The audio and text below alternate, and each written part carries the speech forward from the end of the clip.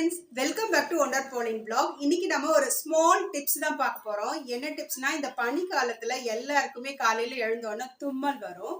இந்த தும்மலை எப்படி இயற்கையா நம்ம போக்குறதுன்னு பார்க்கலாம்.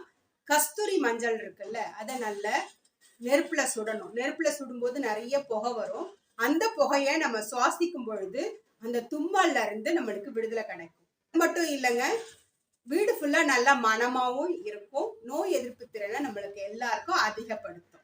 இந்த டிப்ஸ் பிடிச்சிருந்தா லைக் பண்ணுங்க, ஷேர் பண்ணுங்க, நம்ம சேனலை சப்ஸ்கிரைப் பண்ணிக்கோங்க. இந்த மாதிரி நிறைய டிப்ஸ் உங்களை வந்து சேரும்.